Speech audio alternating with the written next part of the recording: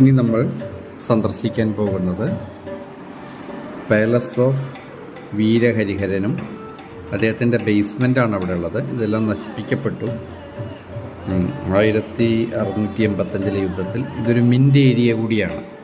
Mint എന്ന് പറഞ്ഞാൽ അന്ന് നാണയങ്ങൾ അടിക്കുന്നൊരു സമ്പ്രദായം ഉണ്ടായിരുന്നു. അതിൻ്റെ മിൻ്റ് ഏരിയയാണ് ഈ കാണുന്നത്. ആ മിൻറ്റിൽ അണ്ടർഗ്രൗണ്ട് സിസ്റ്റംസ് ഉണ്ടായിരുന്നു. അതിൻ്റെ ഉള്ളിലേക്ക് കയറിയിട്ടുള്ള ഡീറ്റെയിൽസ് നമ്മൾ കൂടുതൽ പകർത്തുന്നില്ല. ഭൂഗർഭ അറകളുണ്ടായിരുന്നു. അതേപോലെ തന്നെ അത് സുരക്ഷിതമാക്കി വയ്ക്കാൻ വേണ്ട കാര്യങ്ങളുണ്ടായിരുന്നു. ഇനി നമ്മൾ പോകുന്നത് ലോട്ടസ് മഹൽ, അതേപോലെ എലിഫന്റ് സ്റ്റേബിൾ, രംഗ ടെമ്പിൾ എന്നുള്ള മോണ്യുമെൻറ്റ്സിലേക്കാണ്. ഇവിടേക്ക് പോകണമെങ്കിൽ നമ്മൾ ഒരു ടിക്കറ്റ് എടുക്കണം. ആ ടിക്കറ്റ് എടുത്ത ശേഷം ഓൺലൈനിൽ എടുത്തു കഴിഞ്ഞാൽ 30 രൂപയും അല്ലാതെ എടുത്തു കഴിഞ്ഞാൽ 35 രൂപയുമാണ്. അപ്പോൾ ഈ ടിക്കറ്റ് തന്നെയാണ് നമുക്ക് മ്യൂസിയത്തിനും മറ്റ് കാര്യങ്ങൾക്കൊക്കെ ഉള്ളത്. ഇവിടെ സേന എൻക്ലോഷർ ഉണ്ട്, അതായത് ഭടന്മാർക്കെല്ലാമുള്ള എൻക്ലോഷർ, ലോട്ടസ് മഹൽ, നേരത്തെ പറഞ്ഞ പോലെ തന്നെ എലിഫന്റ് സ്റ്റേബിൾ, അങ്ങനെയുള്ള കാര്യങ്ങളാണ് ഉള്ളത്. ഇവിടെ ഒരു ജൽ മഹൽ എന്ന് പറഞ്ഞിട്ടുണ്ട്. ഇത് ആ കാലഘട്ടത്തിലെ രാജ്ഞിമാരുടെ താമസിക്കാനുള്ള അന്തഃപുരങ്ങളായിരുന്നു ഈ ജൽമഹൽ, അങ്ങനെയുള്ള കാര്യങ്ങൾ, ലോട്ടസ് മഹലെല്ലാം. ആ ക്യാമ്പസാണ് ഇപ്പോൾ നമ്മൾ കണ്ടുകൊണ്ടിരിക്കുന്നത്. ഇവിടെ തന്നെ ഒരു ട്രഷറി ബിൽഡിംഗ് ഉണ്ട്. ട്രഷറി ബിൽഡിംഗ് നേരത്തെ പറഞ്ഞു ധനം സൂക്ഷിക്കുവാനും മറ്റും വേണ്ടിയിട്ടുള്ള സംവിധാനമായിരുന്നു. ആ കെട്ടിടം ഇപ്പോൾ നിലവിലുണ്ട്. ആ കെട്ടിടം ഇപ്പോൾ ഉപയോഗിച്ചിരിക്കുന്നത് ഇവിടെയുള്ള ഒരു മ്യൂസിയമായിട്ടാണ്. ആ മ്യൂസിയത്തിലേക്കാണ് നമ്മളിപ്പോൾ പ്രവേശിക്കുന്നത്. മ്യൂസിയത്തിൽ ഇവിടെ നിന്നും ശേഖരിച്ച അവശിഷ്ടങ്ങൾ, അതേപോലെ കൊത്തുപണികൾ, വിഗ്രഹങ്ങൾ, ഇതെല്ലാം കോർത്തിണക്കി എല്ലാം ചേർത്ത് വെച്ചാണ് ഇവിടെ മ്യൂസിയം സജ്ജീകരിച്ചിരിക്കുന്നത്. ഓരോ കല്ലുകളുടെ കൊത്തുപണിയുടെ താഴെയും അതിനെക്കുറിച്ചിട്ടുള്ള ചെറിയ ഒരു വിവരണം കൊടുത്തിട്ടുണ്ട്.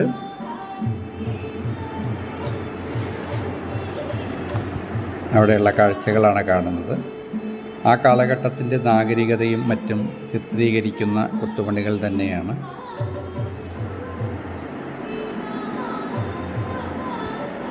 അതിന് ചെറിയ രീതിയിലുള്ള വിവരണങ്ങളുണ്ട്.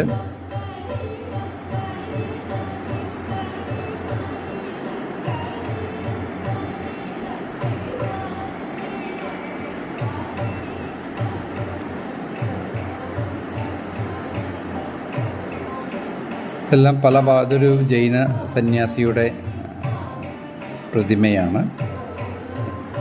ഇത് ഇവിടെ നിന്ന് നശിപ്പിക്കപ്പെട്ട വിഗ്രഹങ്ങളും മറ്റും കണ്ടെടുത്ത് വൃത്തിക്ക് സൂക്ഷിച്ചു വച്ചിരിക്കുന്നതാണ്. ഇപ്പോൾ നമ്മൾ ശരിക്കും ഇപ്പോഴുള്ള ഏരിയയ്ക്ക് പറയുന്നത് ട്രഷറി ബിൽഡിംഗ് എന്നാണ്. ഇത് ആ കാലഘട്ടത്തിൽ തന്നെ ഉണ്ടായിരുന്ന ബിൽഡിങ്ങാണ്. അതിൽ ചെറിയ അറ്റകുറ്റപ്പണികളെല്ലാം ചെയ്ത് ഉപയോഗസജ്ജമാക്കിയിട്ടുണ്ട്. അതിന് ഒരു ചെറിയ തോതിലുള്ള മ്യൂസിയമാക്കിയിട്ടാണ് ഇവിടെ മാറ്റിയെടുത്തിരിക്കുന്നത്. ഇതെല്ലാം കാണാൻ സാധിക്കും.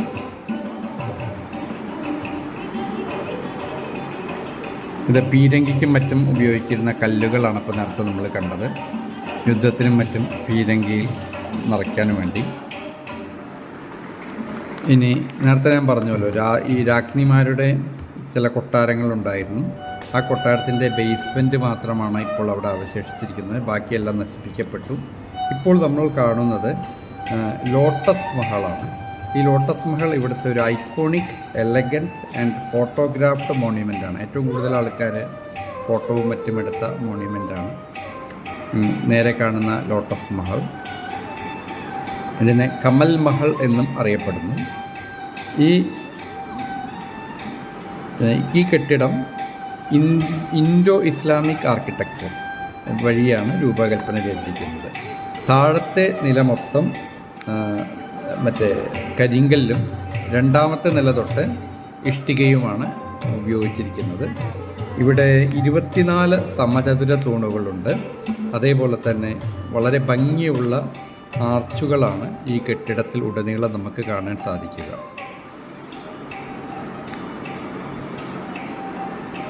ഇതിൻ്റെ പില്ലേഴ്സിൻ്റെ എല്ലാം ഇടയിൽ ഒരുപാട് ജലം പ്രവഹിപ്പിക്കാനുള്ള സുഷിരങ്ങളുണ്ട്, ഹോളുകളുണ്ട്. ആ ഹോളുകളിലൂടെ ജലം കടത്തിവിട്ട് മൊത്തത്തിൽ ശീതീകരിക്കുന്ന ഒരു സംവിധാനവും ആ കാലത്ത് ഉപയോഗിച്ചിരുന്നു. പിന്നെ ഇവിടെ വാച്ച് ടവറാണ് ഇപ്പോൾ നമ്മൾ കാണുന്നത്. ഈ വാച്ച് ടവർ അവിടെ ഒരു കെട്ടിടത്തിൻ്റെ കുറച്ച് അവശിഷ്ടങ്ങളെല്ലാം ഉണ്ട്. വാച്ച് ടവർ എന്ന് പറഞ്ഞാൽ ഭടന്മാർക്ക് മറ്റും നിൽക്കാൻ. ഇനി നമ്മൾ കുറച്ചുകൂടി അകത്തേക്ക് കയറി പോവുകയാണ്. അകത്തേക്ക് പോയിട്ടാണ് എലിഫന്റ് സ്റ്റാബിൾ ഉള്ളത്. എലിഫന്റ് സ്റ്റാബിൾ എന്ന് പറഞ്ഞാൽ ആനപ്പന്തി അല്ലെങ്കിൽ ആനത്തൊട്ടിൽ എന്ന് പറയാം. ഇവിടെ വിജയനഗര സാമ്രാജ്യത്തിൽ 900 ആനകളോളം യുദ്ധത്തിന് വേണ്ടി ഉപയോഗിച്ചിരുന്നു എന്നാണ് പറയുന്നത്. 900. പക്ഷേ ഇവിടെ ഈ ആനത്തൊട്ടിയിൽ 11 ആനകളെ സംരക്ഷിക്കുവാനുള്ള സംവിധാനമാണ് ഉള്ളത്. ഇതിൻ്റെ നടുവിലെ മുകളിലെ കെട്ടിടമെല്ലാം ക്ഷയിച്ചിട്ടുണ്ട്. അതിന് ബഹുനില കെട്ടിടമായിരുന്നു. അവിടെ പല ഉത്സവ സമയത്ത് കലാപരിപാടികളും മറ്റും ആ പ്ലാറ്റ്ഫോമിൽ നിന്ന് നടന്നിരുന്നു എന്നാണ് പറയപ്പെടുന്നത്. ഇവിടെ ശ്രദ്ധിച്ച് നോക്കിക്കഴിഞ്ഞാൽ നമുക്ക് കാണാൻ പറ്റും. ഇവിടെയും ഒരു ഇന്തോ ഇസ്ലാമിക് ആർക്കിടെക്ചറിൻ്റെ ഒരു കയ്യൊപ്പ് കാണാൻ സാധിക്കും. പ്രധാന കവാടത്തിലൂടെ ആനകൾക്ക് കയറാം. അതേപോലെ ഈ 11 കമ്പാർട്ട്മെൻറ്റുകളിലൂടെയും ഒരാൾക്ക് നുഴഞ്ഞു പോകാൻ രീതിയിലുള്ള വാതിലുകളും സജ്ജമാക്കിയിട്ടുണ്ട്. അതിൻ്റെ അകത്തെ കാഴ്ചകളാണ് ഡൂമും മറ്റുമാണ് ഇപ്പോൾ കാണിക്കുന്നത്. വിശാലമായ ഉദ്യാനമുണ്ട്. വളരെ നന്നായിട്ടാണ് ഇതെല്ലാം സംരക്ഷിച്ചു വരുന്നത്. ഇതിൻ്റെ നീളം ഏകദേശം 85 മീറ്ററാണ്. 1565 തളിക്കോട്ടൈ യുദ്ധത്തിന് അതിജീവിച്ച ഒരേ ഒരു 2 കെട്ടിടങ്ങളാണ് ഇപ്പോൾ നമ്മൾ കണ്ടുകൊണ്ടിരിക്കുന്നത്. 3-4 കെട്ടിട സമുച്ചയങ്ങളാണ്. എലിഫന്റ് സ്റ്റാബിള്, ലോട്ടസ് മാള്, അതേപോലെ പിന്നെ ഉള്ളതാണ് നമ്മൾ കാണുന്ന ഇതിന് ഭടന്മാർക്കെല്ലാം താമസിക്കാനുണ്ടായിരുന്നൊരു സ്ഥലമായിട്ടാണ് ഇതിനെ കണക്കാക്കുന്നത്.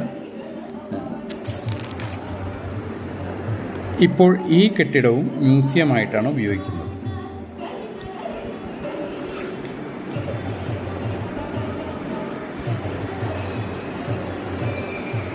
ഭടന്മാരുടെ ഭക്ഷണം കഴിക്കുവാനും അവരുടെ താമസത്തിനും ഉള്ള ഒരു സൗകര്യ കെട്ടിടമാണെന്ന് പറയപ്പെടുന്നു. അതേപോലെ തന്നെ രാജകീയമായ ഉത്സവങ്ങൾക്കും വേണ്ടിയിട്ടും ഈ ഹാളിനെ ഉപയോഗപ്പെടും. ദർബാർ ഹാളായിട്ടും ഇതിനെ ഉപയോഗിച്ചിരുന്നു എന്ന് പറയുന്നു. ഇപ്പോൾ ഇവിടെ നേരത്തെ നമ്മളെ ട്രഷറി ബിൽഡിങ്ങിൽ കണ്ട പോലെ തന്നെ പല കൊത്തുപണികളും അവിടെ നിന്ന് ശേഖരിച്ച അവശിഷ്ടങ്ങളെല്ലാം കോർത്തിണക്കിക്കൊണ്ട് നല്ലൊരു മ്യൂസിയമായി സജ്ജീകരിച്ചിട്ടുണ്ട്. അതാണ് ഇപ്പോൾ കണ്ടുകൊണ്ടിരിക്കുന്നത്. ഗണപതിയുടെ വിഗ്രഹം, ഇങ്ങനെ പല വിഗ്രഹങ്ങൾ, ഹനുമാൻ, അതേപോലെ ആ കാലഘട്ടത്തിൻ്റെ കാര്യങ്ങൾ വിളിച്ചോതുന്ന പല കൊത്തുപണികൾ, അതെല്ലാം സന്ദർശിച്ച ശേഷം നമ്മൾ പോകുന്ന രംഗ ടെമ്പിൾ, ആ ഒരു ഇപ്പോൾ നമ്മൾ എത്തിയിരിക്കുന്നത് ഹസാര കോദണ്ഡരാമ ടെമ്പിളിലേക്കാണ്.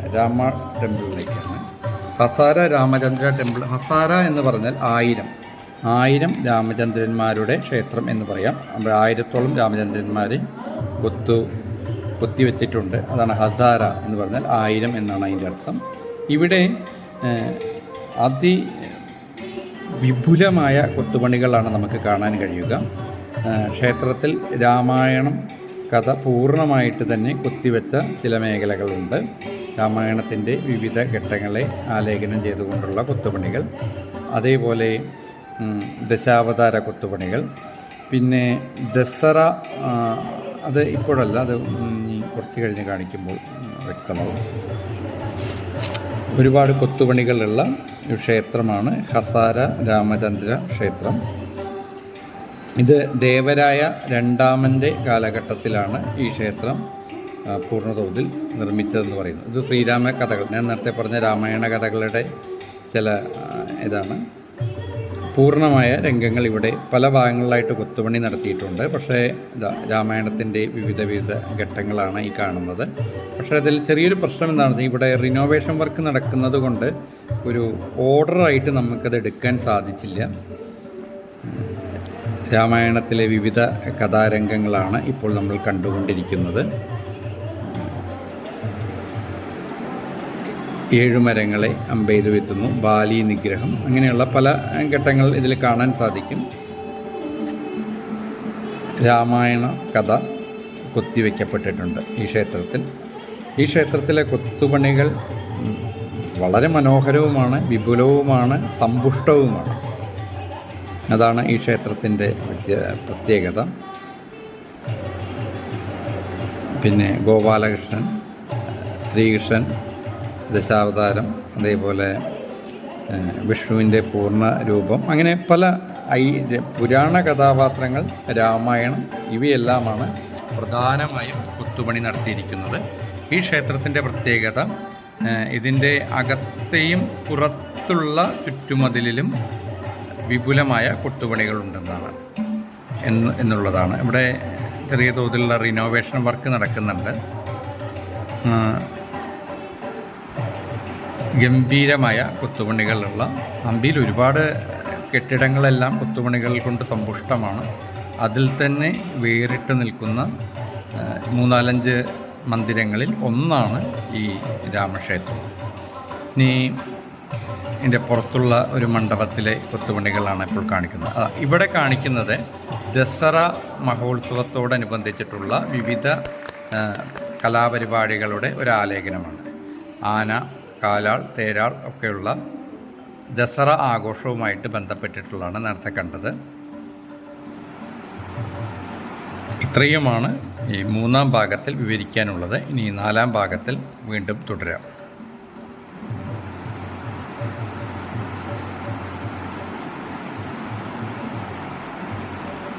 കണ്ടതിന് thank you for watching and will continue in 4th section. ഇപ്പോൾ ഞാൻ നേരത്തെ പറഞ്ഞ ദസറയുടെ രംഗങ്ങളാണ് അവിടെ കൊത്തുവയ്ക്കപ്പെട്ടിട്ടുള്ളത്. അതാതു കാലഘട്ടത്തിലെ ജീവിത ശൈലി കാര്യങ്ങൾ